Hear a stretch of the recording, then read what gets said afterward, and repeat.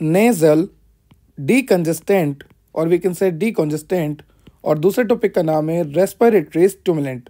आज के इस लेक्चर में हम दो टॉपिक कवर करने वाले हैं। सबसे पहला टॉपिक है नेजल डीकंजेस्टेंट और दूसरा टॉपिक का नाम है रेस्पिरेटरी स्टिमुलेंट। ये टॉपिक आपको B pharmacy, BSc nursing, MBBS और कई अदर मेडिकल सिलेबस में दे रखा है। अगर मैं बात करूँ बी फार्मेसी की, तो B pharmacy 6 semester pharmacology unit number 1 pharmacology of drug acting on respiratory system में आपको यहाँ पर दोनों टॉपिक मेंशन है, नेजल डीकंजेस्टेंट्स एंड साथ ही साथ रेस्पिरेटरी स्टिमुलेंट्स। ये टॉपिक आपको नर्सिंग में भी है, expectorant, antitussive, nasal decongestant, respiratory stimulant, तो हर जगह हर सिलेबस में ये टॉपिक काम आने वाले। तो दोनों टॉपिक को समझने से पहले दोनों टॉपिक का एक आइडिया ले लेते हैं कि हमें इनमें पढ़ना क्या है, क्योंकि आगे जाके डिटेल में देखेंगे कि नेजल डीकंजेस्टेंट क्यों यूज़ लेते हैं, वो अपना काम कैसे करता है, किन पेशेंट्स को नहीं दे सकते, क्या कॉन्ट्राइंडिकेशन है, क्या इसके एडवर्स इफेक्ट है, किस तरह से ये यूज़ होता है, सब कुछ पढ़ने वाले हैं। तो थोड़ा बहुत आइडिया ले लेते हैं कि नेजल डीकंजेस्टेंट होता क्या है और रेस्पिरेटरी स्टिमुलेंट्स क्या होता है। तो देखो, अगर मैं बात करता हूँ सबसे पहले नेजल डीकंजेस्टेंट की,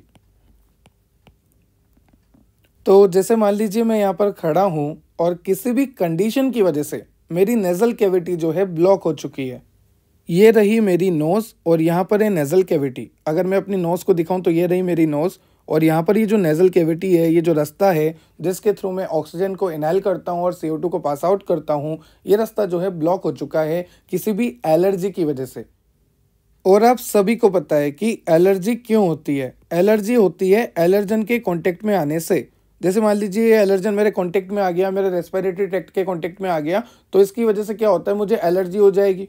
ठीक है, एलर्जन की वजह से, पोलन ग्रेन की वजह से, माइक्रो ऑर्गेनिज्म की वजह से, फॉरेन पार्टिकल की वजह से एलर्जी होती है, जिसकी वजह से मेरे नेजल पैसेज में म्यूकस का सिक्रेशन बढ़ जाता है। यहाँ पर आप देख सकते हैं इस तरह से म्यूकस का सिक्रेशन बढ़ चुका है और म्यूकस जो है पहले से ज़्यादा थिक और पहले से ज़्यादा विस्कस हो जाता है।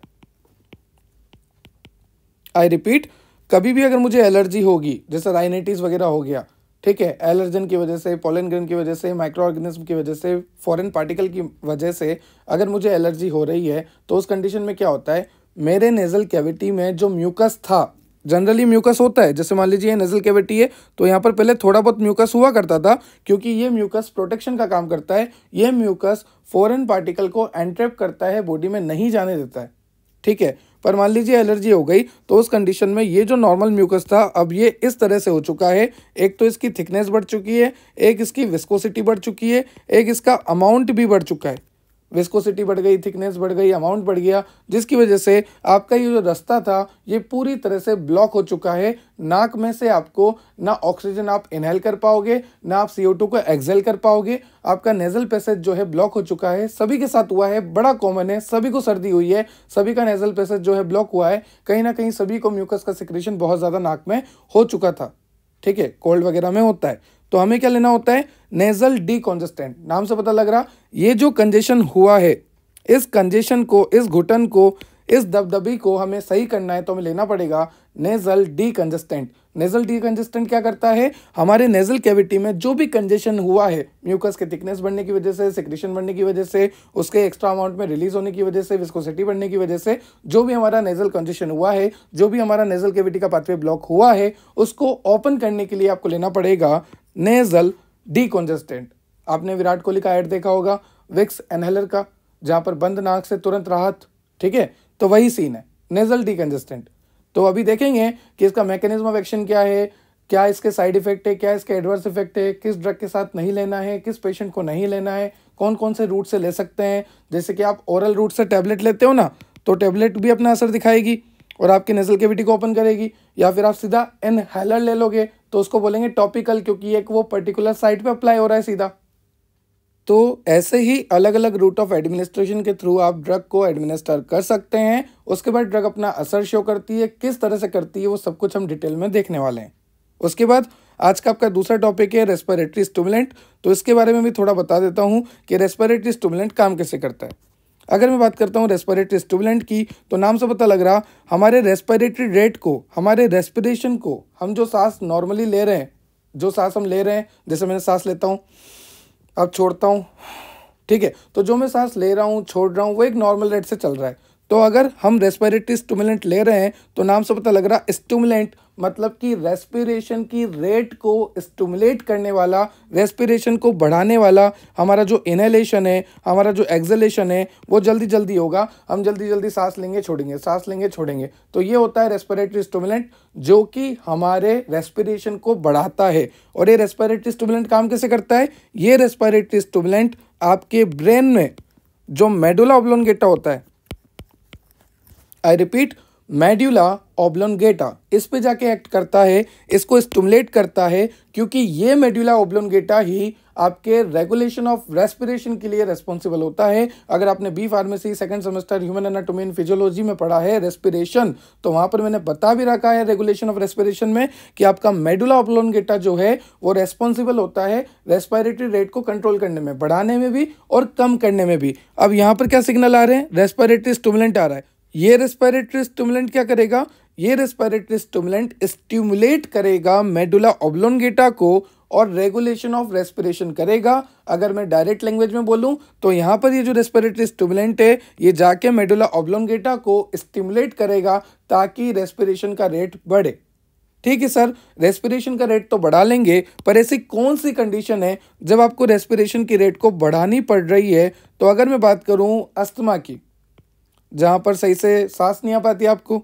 अगर मैं बात करूँ सीओपीडी की, तो वो भी एक कंडीशन है। अगर मैं बात करूँ किसी एक्सीडेंट की वजह से, ट्रॉमा की वजह से, फैटिक की वजह से, या फिर अगर मैं बात करूँ जनरल एनेस्थीसिया की, तो एनेस्थीसिया तो सर बॉडी को ऑपरेशन से पहले दिया जाता है, जनरल वाला तो जब कभी मेजर ऑपरेशन होता है। बिल्कुल, तो जनरल एनेस्थीसिया से सांस लेने का क्या संबंध?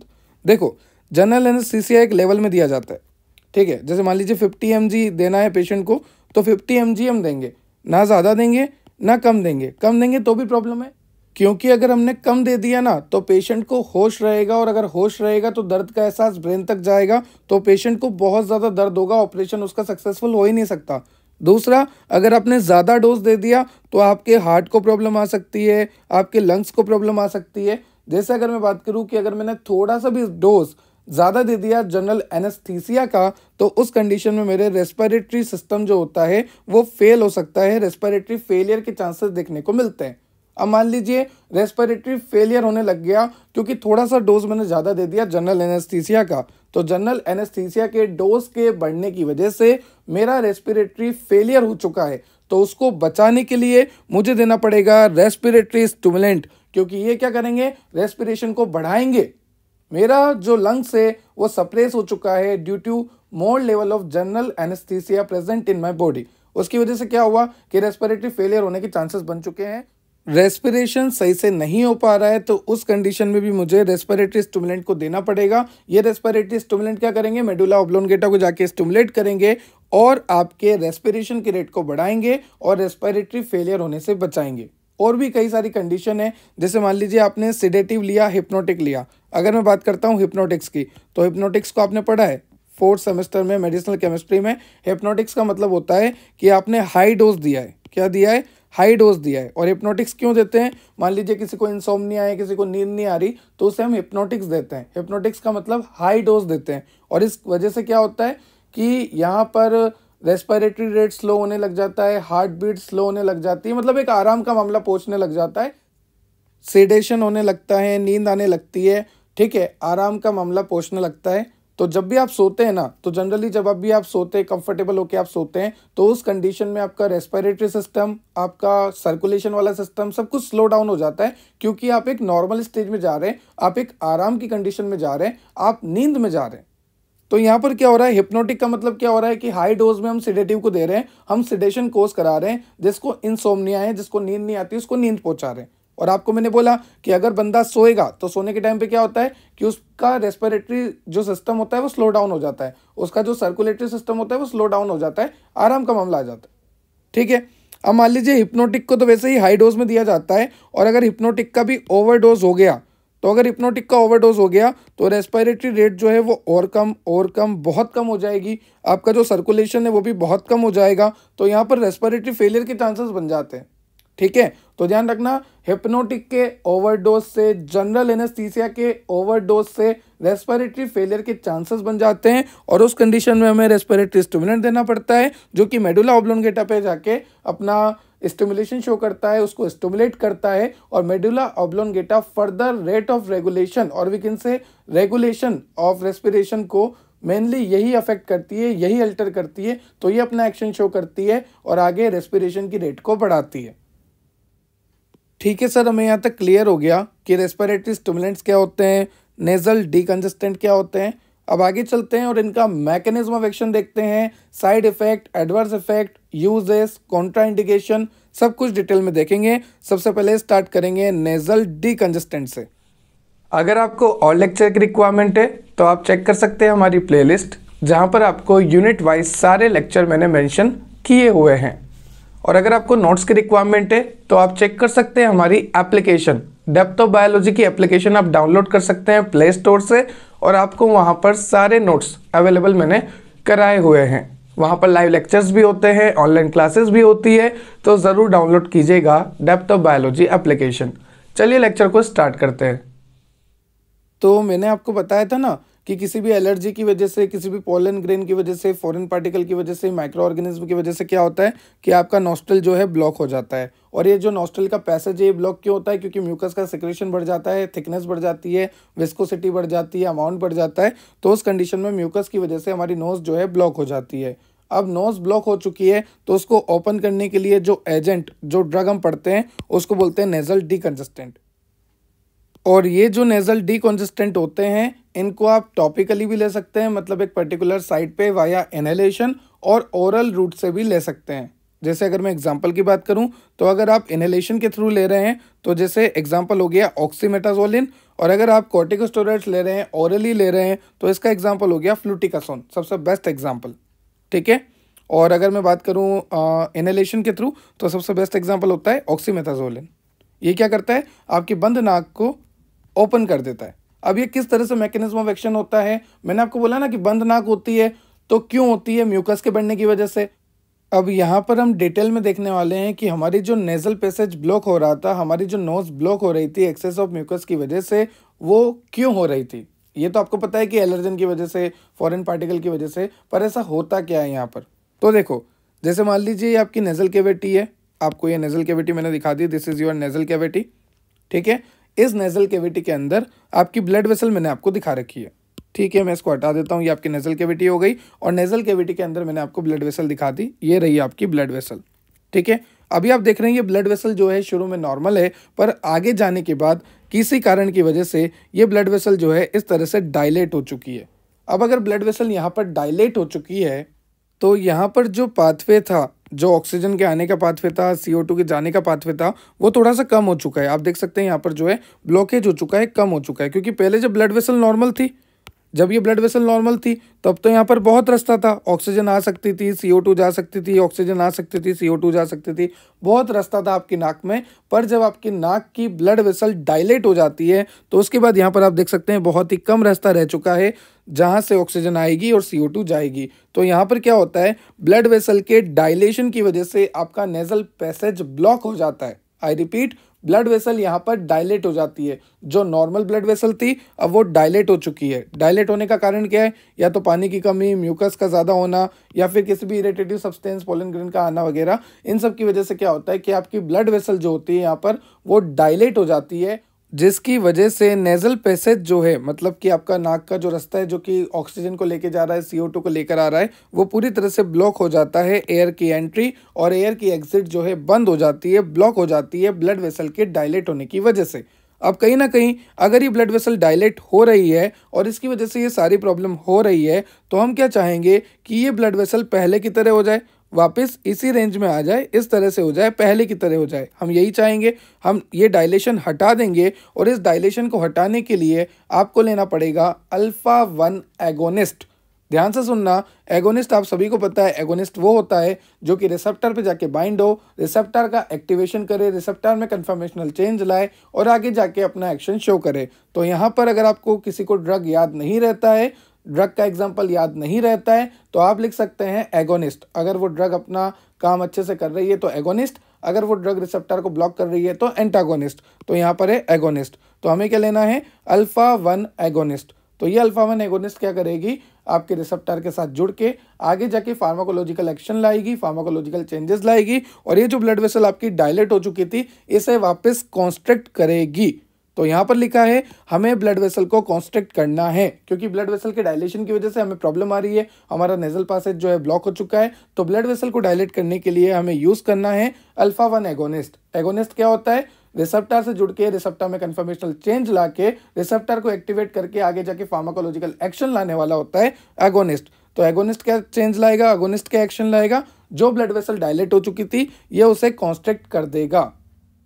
जैसे अगर मैं सैंपल एग्जांपल के लिए बताऊं तो यहाँ पर ये एगोनिस्ट है और ये एगोनिस्ट इस रिसेप्टर से जुड़ने वाला है। जैसे ही एगोनिस्ट रिसेप्टर से जुड़ेगा तो एगोनिस्ट रिसेप्टर का एक कॉम्प्लेक्स बन जाएगा, जिसकी वजह से रिसेप्टर एक्टिवेट होगा, रिसेप्टर में कन्फर्मेशनल चेंज आएंगे और फर्दर क्या होगा, वेसो कॉन्स्ट्रिक्शन, मतलब आपकी जो वेसल डायलेट हो चुकी थी अब उसे कॉन्स्ट्रिक्ट होना ही पड़ेगा क्योंकि आ चुका है अल्फा 1 एगोनिस्ट। और जैसे ही वेसो कॉन्स्ट्रिक्शन होगा म्यूकस का अमाउंट भी कम हो जाएगा, आपके एयर फ्लो रेजिस्टेंस, मतलब जो हवा के एक्सचेंज में रुकावट आ रही थी, ऑक्सीजन CO2 के एक्सचेंज में रुकावट आ रही थी, वो भी कम हो जाएगी, नाक में कंजेशन भी कम हो जाएगा और नेजल सिक्रीशन भी कम हो जाएगा। मैंने पहले ही बोल दिया म्यूकस कम हो जाएगा, तो नेजल सिक्रीशन कम हो रहा है, कंजेशन कम हो रहा है, म्यूकस कम हो रहा है, resistance of flow of air कम हो रही है, साथ ही साथ वेसो कॉन्स्ट्रिक्शन हो रहा है। ये सारा काम आपको देखने को मिलेगा with the help of alpha 1 agonist.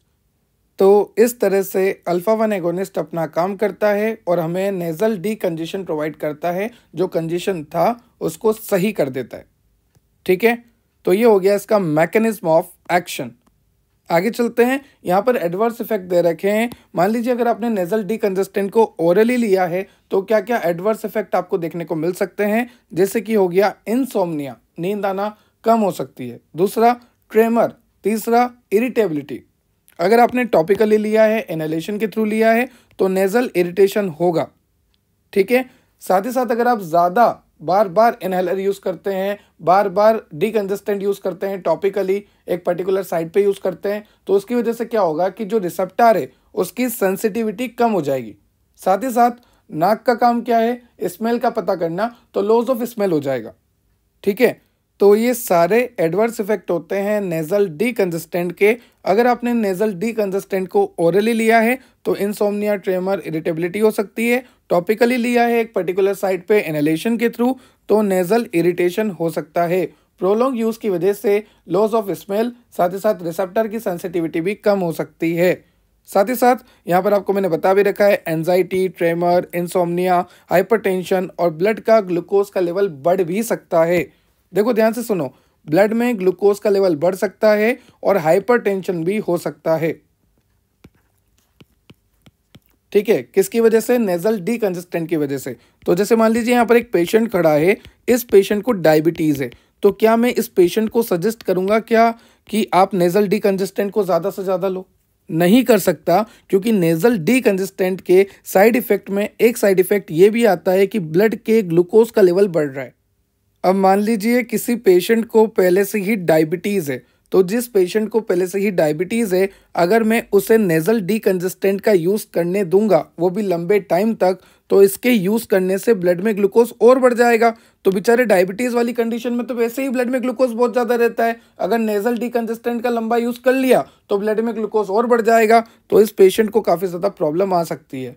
दूसरा, मान लीजिए यहाँ पर कोई दूसरा पेशेंट खड़ा है और जिसको दिल से रिलेटेड बीमारी है, वो वाली नहीं जो आजकल कॉलेज में होती है, वो वाली जो बुढ़ापे में देखने को मिलती है। तो मान लीजिए इसको दिल से रिलेटेड प्रॉब्लम है, और अगर इसको दिल से रिलेटेड प्रॉब्लम है तो क्या मैं इसको बोलूंगा कि आप नेजल डीकंजेस्टेंट लंबे टाइम तक यूज करो? नहीं बोलूंगा, क्योंकि नेजल डीकंजेस्टेंट जो है हाइपरटेंशन करता है, ब्लड प्रेशर भी बढ़ाता है, और अगर कहीं ना कहीं वो ब्लड प्रेशर बढ़ रहा है तो हार्ट के ऊपर काम भी बढ़ेगा। तो यहाँ पर जिसको हार्ट का प्रॉब्लम है, जिसको डायबिटीज का प्रॉब्लम है, उनको तो अवॉइड ही करना नेजल डीकंजेस्टेंट, स्पेशली टॉपिकली। ठीक है सर, हमें यहाँ तक क्लियर हो गया कि नेजल डीकंजेस्टेंट को हम दूर ही रखेंगे, ज़्यादा प्रोलॉन्ग यूज़ नहीं करने देंगे। जिसको हाइपरटेंशन है, जिसको डायबिटीज़ का प्रॉब्लम है, उनसे तो काफ़ी दूर रखना है। साथ ही साथ यहाँ पर आप दे सकते हैं और भी क्वेश्चंस यहाँ पे दे रखे हैं, जैसे कि हाइपरटेंशन है किसी पेशेंट को तो नहीं देना है, कार्डियक डिजीज है तो भी नहीं देना है, हाइपरथायरॉयडिज्म है तो भी अवॉइड करना है, डायबिटीज़ की कंडीशन है तो भी अवॉइड करना है, क्योंकि आपको पता है कि ये जो आपके नेजल डिकंजेस्टेंट है ये आगे जाके ब्लड प्रेशर बढ़ाएंगे, ब्लड में ग्लूकोज का लेवल बढ़ाएंगे, तो जितना ज़्यादा अवॉइड करोगे उतना ज़्यादा अच्छा रहेगा।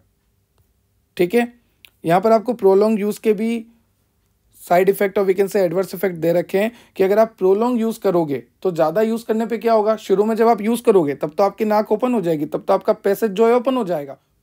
पर अगर आप इसका लंबे टाइम तक यूज़ करोगे, more than 48 hour, more than 3 days, तो उसकी वजह से क्या होगा कि जो वो कंडीशन सही हुआ था ना वो वापस होने लग जाएगा। ठीक है, फिर असर कम हो जाएगा। आपको पता है ना कि रिसेप्टर जो है डिसेंसिटाइज हो जाएंगे अगर ओवर एंड ओवरडोज ले रहे हैं, प्रोलॉन्ग हम ले रहे हैं, तो उस कंडीशन में ये चांसेस भी बनते हैं। तो ये सारी बातें मैंने आपको बता दी कि क्या साइड इफ़ेक्ट हैं, क्या कॉन्ट्रा इंडिकेशंस है, कहाँ पर हमें देना चाहिए, कहाँ पर हमें नहीं देना चाहिए, क्या एडवर्स इफेक्ट हैं, किस तरह से इनका मैकेनिज्म ऑफ एक्शन शो होता है, कौन से नेज़ल वाले हैं मतलब डायरेक्ट टॉपिकल वाले हैं एनएलआर, कौन से आप ऑरली भी ले सकते हैं, और यहाँ पर होता क्या है और ये एजेंट क्या काम करते हैं। चलिए आगे चलते हैं। अब हम देखते हैं रेस्पिरेटरी स्टिमुलेंट्स को कि रेस्पिरेटरी स्टिमुलेंट्स जो हैं किस तरह से अपना मैकेनिज्म ऑफ एक्शन शो करते हैं, कब लेने की ज़रूरत होती है। तो मैंने आपको पहले ही बोला कि रेस्पिरेटरी स्टिमुलेंट्स आप कब लोगे, जब आपको सही से सांस ना आए। सांस कब नहीं आएगी, अस्थमा की कंडीशन में, सीओपीडी की कंडीशन में, एम्फाइसीमा की कंडीशन में। यहाँ पर लिखा है देखो, asthma, COPD, emphysema, chronic bronchitis, trauma, फैटिक condition, या फिर जनरल एनेस्थीसिया के ओवरडोज की वजह से, या फिर हिप्नोटिक्स की ओवरडोज की वजह से। इन सभी कंडीशन में क्या होता है कि आपकी रेस्पिरेशन रेट जो है बिगड़ जाती है, कम हो जाती है, रेस्पिरेटरी फेलियर के चांसेस भी बन जाते हैं। तो इस कंडीशन में हमें लेना होता है रेस्पिरेटरी स्टिमुलेंट, जो कि हमारे रेगुलेशन ऑफ रेस्पिरेशन को, और we can say respiration rate को, और we can say tidal volume को। टाइडल वॉल्यूम क्या होता है, जैसे मान लीजिए ये जो मैं सांस ले रहा हूँ और सांस छोड़ रहा हूँ, तो ये नॉर्मली जो मैं सांस ले रहा हूँ, सांस छोड़ रहा हूँ, यही है टाइडल वॉल्यूम नॉर्मल। ठीक है, कोई फोर्सफुली में नहीं कर रहा। फोर्सफुली हम क्या करते हैं, एक साथ लेते हैं, एक साथ छोड़ते हैं, वो फोर्सफुली हो गया। ये नॉर्मली जो हम कर रहे हैं ना ब्रीथिंग, वो है टाइडल वॉल्यूम, तो इसको भी स्टिमुलेट करेगा। ठीक है, वही बात हो गई। तो ये सारी कंडीशंस है जहाँ पर आपको रेस्पिरेटरी प्रॉब्लम होती है और आपको रेस्पिरेटरी स्टिमुलेंट लेना पड़ता है, जो कि आपके सीएनएस पे जाएगा, और वी कैन से सीएनएस में भी कहा, ब्रेन में भी कहा, आपके मेडुला ऑब्लोंगेटा में जाएगा और इसको स्टिमुलेट करेगा।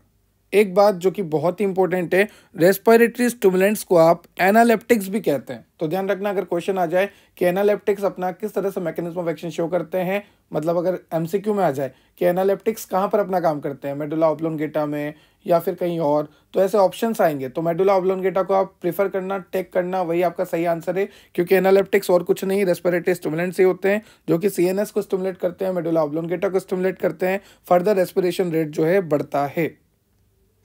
ठीक है, उसके बाद मैंने आपको बोला था कि रेस्पिरेटरी स्टिमुलेंट्स के साइड इफेक्ट ज़्यादा है। अगर आप रेस्पिरेटरी स्टिमुलेंट्स का यूज़ लेते हैं रेस्पिरेशन की रेट को बढ़ाने के लिए, तो उसके साइड इफेक्ट ज़्यादा हैं, और क्रिटिकल कंडीशन में अगर आप इनका यूज़ लेंगे तो हो सकता है कि ये उतना ज़्यादा असरदार साबित ना हो। तो क्रिटिकल कंडीशंस में हम क्या करते हैं, वेंटिलेटर्स का यूज़ करते हैं, ऑक्सीजन मास्क लगाते हैं, ऑक्सीजन की सप्लाई करते हैं, तो वेंटिलेटर्स का भी हम यूज़ करते हैं। क्योंकि अगर आपने रेस्पिरेटरी स्टिमुलेंट्स को लिया तो उसके कई तरह के साइड इफेक्ट्स होते हैं, जैसे कि nausea, cough, hypertension, restlessness, tachycardia, muscle twitching. तो ये सारी ही कंडीशन फेस करनी पड़ती है जब आप लेते हैं आपकी ड्रग रेस्पिरेटरी स्टिमुलेंट। अगर मैं एग्जांपल की बात करूं तो सबसे बेस्ट एग्जांपल है डोक्साप्राम। डोक्साप्राम जो होता है ये एक बहुत ही बेस्ट ड्रग है रेस्पिरेटरी स्टिमुलेंट का। बेस्ट ड्रग है इसका मतलब ये नहीं कि इसके साइड इफेक्ट नहीं होंगे, साइड इफेक्ट ज़रूर होंगे, जैसे कि nausea, cough, hypertension, restlessness, tachycardia, muscle twitching. Best drug का मतलब ये है कि ये सबसे सही एग्जाम्पल है रेस्पिरेटरी स्टिमुलेंट्स का, और इस डोक्साप्राम को आप आईवी के थ्रू लेते हैं, इंट्रावेनसली लेते हैं। और ये बात भी आप बहुत अच्छे से जानते हो कि अगर हम किसी भी ड्रग को इंट्रावेनस ले लेते हैं तो उसका एब्जॉर्प्शन अच्छा होता है, उसकी बायोअवेलेबिलिटी लगभग 100% आती है। ठीक है, तो डोक्साप्राम जो होता है वो इंट्रावेनसली हम लेते हैं। साथ ही साथ ये सारे एडवर्स ड्रग रिएक्शन आपको देखने को मिल सकते हैं डोक्साप्राम के साथ, क्योंकि यहाँ पर इसका सेफ्टी मार्जिन काफ़ी कम होता है और यहाँ पर कई सारे साइड इफेक्ट, एडवर्स इफेक्ट देखने को मिलते हैं। यहाँ तक कि अगर आपने डोक्साप्राम का और we can say respiratory stimulant का ओवरडोज कर लिया तो उस कंडीशन में आपको कन्वर्जन भी हो सकता है। तो ये सारी कंडीशंस, ये सारी प्रॉब्लम एसोसिएटेड होती है आपके रेस्पिरेटरी स्टिमुलेंट से। एक और अगर मैं एग्जांपल दूं तो आपको ये पता है, हमने पढ़ा था एंटी एस्थमेटिक में, एक नाम मैं आपको बताता हूँ, मिथाइलजेंथिन। मिथाइलजेंथिन के बारे में हमने पढ़ा था कि ये एक ब्रोंकोडाइलेटर होता है। क्या होता है? ब्रोंकोडाइलेटर होता है कि आपकी ब्रोंकियोल को डायलेट कर देता है। जैसे मान लीजिए यहाँ पर एक नॉर्मल पाथवे था, पर अगर ये डायलेट हो जाता है तो आपकी ऑक्सीजन अच्छे से अंदर आएगी, CO2 जो है अच्छे से बाहर जाएगी। तो आपको पता है ना कि आपको क्या हो रहा है, आपको रेस्पिरेटरी स्टिमुलेंट क्यों लेने की जरूरत पड़ रही है? क्योंकि आपकी सांस सही से नहीं आ पा रही, सांस लेने में प्रॉब्लम आ रही है, रेस्पिरेटरी फेलियर हो रहा है।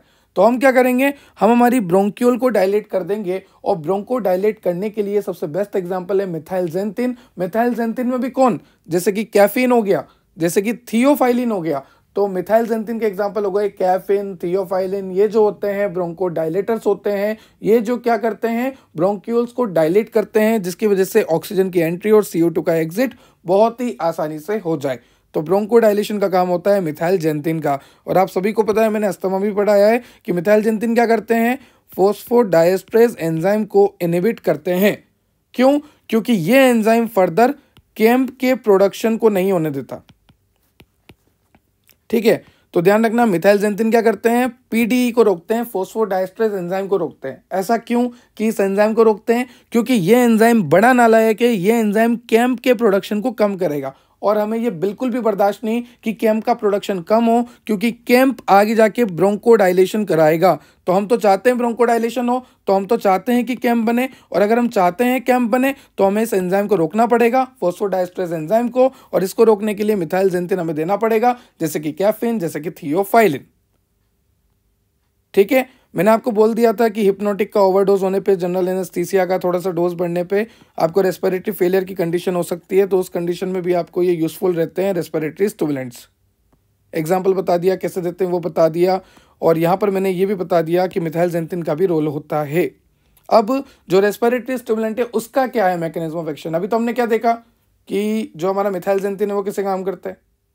अब हम क्या देखने वाले हैं कि रेस्पिरेटरी स्टिमुलेंट कैसे काम करता है। तो आप बोलोगे सर पता तो है कि रेस्पिरेटरी स्टिमुलेंट जो है CNS पे एक्ट करता है, वहाँ पर मेडुला ऑब्लोंगेटा होता है, उस पर एक्ट करता है, और मेडुला ऑब्लोंगेटा को स्टिमुलेट करता है, और फर्दर रेस्पिरेशन रेट बढ़ जाती है। तो ध्यान से देखो, रेस्पिरेटरी स्टिमुलेंट स्टिमुलेट करते हैं कीमो रिसेप्टर को, जो कि आपके कैरोटिड बॉडीज में, कैरोटिड आर्टरीज में होते हैं, उनको स्टिमुलेट करते हैं।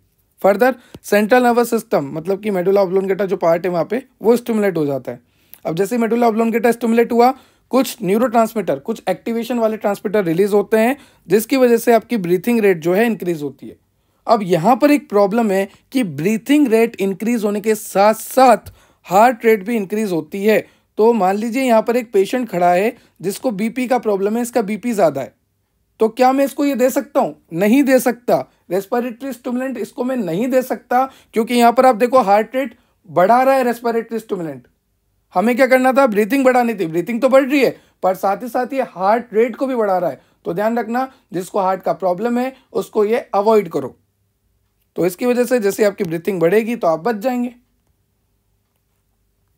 ये इसका मैकेनिज्म ऑफ एक्शन हो गया। अब यहाँ पर आपको लिखा है कि कब इसको नहीं देना चाहिए। जैसे मान लीजिए थियोफाइलिन है। थियोफाइलिन क्या होता है? मिथाइलजेंथिन का एग्जाम्पल है, जो कि फोस्फोडाइएस्ट्रेज एंजाइम को इनहिबिट करेगा। ठीक है, तो थियोफाइलिन किसके साथ नहीं देना चाहिए वो देखो। अगर आप बीटा ब्लॉकर यूज कर रहे हैं तो मत दो थियोफाइलिन। अगर आप बीटा एड्रीनर्जिक एगोनिस्ट यूज कर रहे हैं तो मत दो थियोफाइलिन। अगर आप एंटी डिप्रेसेंट ड्रग का यूज कर रहे हैं किसी पेशेंट में तो मत दो उसको थियोफाइलिन। मतलब अगर ये पेशेंट है और ये पेशेंट जो है इनमें से किसी का भी यूज कर रहा है, बीटा ब्लॉकर का, बीटा एड्रीनर्जिक एगोनिस्ट का, एंटी डिप्रेसेंट का, H2 ब्लॉकर जैसे कि सिमेटिडीन, रेनिटिडीन का, और आपके एंटीबायोटिक्स जैसे कि सिप्रोफ्लॉक्सासिन का, या टोबैको का, स्मोक का, या मैरिजुआना का, अगर ये पेशेंट किसी का भी यूज कर रहा है ऑलरेडी तो इसको इस कंडीशन में थियोफाइलिन मत देना, क्योंकि थियोफाइलिन इन सभी कंडीशंस में अपने लेवल को और अच्छे से बढ़ा लेता है। और अगर बॉडी में किसी भी ड्रग का लेवल ज़्यादा हो जाता है तो वो करेगा टॉक्सिसिटी। और ज़्यादा क्यों हो रहा है? क्योंकि अगर ये कंडीशन है पेशेंट को पहले से ही और आपने ध्यान नहीं दिया और आपने थियोफाइलिन प्रिस्क्राइब कर दी, तो थियोफाइलिन की वजह से क्या होगा, जब ये ड्रग आप साथ लेंगे बीटा ब्लॉकर हो गया, बीटा एड्रेनर्जिक एगोनिस्ट हो गया, एंटी डिप्रेसेंट हो गया, H2 ब्लॉकर जैसे सिमेटिडिन हो गया, कुछ एंटीबायोटिक्स हो गई जैसे सिप्रोफ्लॉक्सासिन, टोबैको हो गया, स्मोक हो गया, marijuana हो गया। अगर आपने उसके साथ थियोफाइलिन ले ली तो थियोफाइलिन अपना और अच्छा एक्शन दिखाएगा, बहुत ज़्यादा दिखाएगा। थियोफाइलिन का लेवल बहुत ज़्यादा हो जाएगा बॉडी में, जिसकी वजह से ये टॉक्सिसिटी करेगा। ठीक है, तो ये कुछ कॉन्ट्रा इंडिकेशन है कि आपको कब नहीं देना। अगर पेशेंट ये सारी ड्रग्स लेता है तो उसके साथ थियोफाइलिन तो देना ही मत बिल्कुल भी। ठीक है, तो यहां पर मैंने आपको अच्छे से बता दिया मिथाइलजेंथिन के बारे में, रेस्पिरेटरी स्टिमुलेंट्स का ही, और वी कैन से वो भी हमारे ब्रीथिंग की रेट को और वी कैन से ब्रीथिंग की कैपेसिटी को बढ़ाने में हेल्प कर रहा है ब्रोंकोडाइलेशन करके। तो रेस्पिरेटरी स्टिमुलेंट के साथ हम वो भी दे सकते हैं ताकि हमारा इफेक्ट जो है ज़्यादा अच्छा है। कब देना चाहिए, किन पेशेंट को देना चाहिए, किन पेशेंट को नहीं देना चाहिए, क्या साइड इफेक्ट है, क्या एडवर्स इफेक्ट है, क्या मैकेनिज्म ऑफ एक्शन है, सब कुछ हमने देखा। और सेम हमने नेजल के लिए भी देखा, नेजल डीकंजेस्टेंट के टाइम भी देखा। तो आई होप आपको लेक्चर क्लियर हुआ होगा। अगर आपको लेक्चर से रिलेटेड कोई भी डाउट है तो आप कमेंट सेक्शन में कमेंट कर सकते हैं। ये नोट्स आपको डेप्टोबायोलॉजी एप्लीकेशन में मिल जाएंगे। डेप्टोबायोलॉजी एप्लीकेशन आप डाउनलोड कर सकते हैं प्ले स्टोर से। साथ ही अगर मैं बात करूं एप्पल यूज़र की, तो एप्पल यूज़र जाइए ऐप स्टोर पे, वहाँ पे डाउनलोड कीजिए माई इंस्टीट्यूट एप्लीकेशन। जैसे आप माई इंस्टीट्यूट एप्लीकेशन डाउनलोड करेंगे, वहाँ पर आपको ORG कोड रिक्वायर्ड होगा। वहाँ पर आपको लिखना है MULNO, फिर अपने मोबाइल नंबर से रजिस्टर करके आप भी डेप्टोबायोलॉजी एप्लीकेशन का एक्सेस ले सकते हैं। एप्लीकेशन से जुड़ जाना, सारी इंपॉर्टेंट अपडेट्स, सारे कोर्सेज और यहाँ तक कि जो भी MCQ मैं अपलोड करता हूँ, जीपेट से रिलेटेड तैयारी वगैरह, या सेमेस्टर को कैसे प्रिपेयर करना है, या पर्सनल चैट का भी ऑप्शन है वहाँ पर मैं कई बार चैट से स्क्रॉल करता हूँ, तो आप डायरेक्टली भी कनेक्ट हो सकते हैं, मेरी टीम से भी कनेक्ट हो सकते हैं। काफ़ी सारे फायदे हैं एप्लीकेशन के। फ्री में MCQ भी अपलोड होता है हफ्ते में शायद 2 बार, तो वहाँ पर आप प्रैक्टिस करके फर्दर आपके MCQ जो प्रैक्टिस है उसको बूस्टअप कर सकते हैं। साथ ही साथ टेलीग्राम इंस्टाग्राम से जुड़ जाना। टेलीग्राम पे जो भी रेगुलर अपडेट होती है, मीम्स होते हैं, पोल्स होते हैं, MCQ होते हैं, वो टेलीग्राम इंस्टाग्राम पे आते हैं। टेलीग्राम, इंस्टाग्राम, एप्लीकेशन, तीनों के लिंक डिस्क्रिप्शन में है, जाके आप विजिट कर सकते हैं। नहीं तो हर जगह, हर प्लेटफॉर्म पे जाके सर्च कीजिए डेप्टोबायोलॉजी, आपको हम मिल जाएंगे। Subscribe and share for more, ताकि ऐसी वीडियो मैं आपके लिए और लेकर आता रहूं। Have a nice day, have a good day. जय श्री राम। Thank you.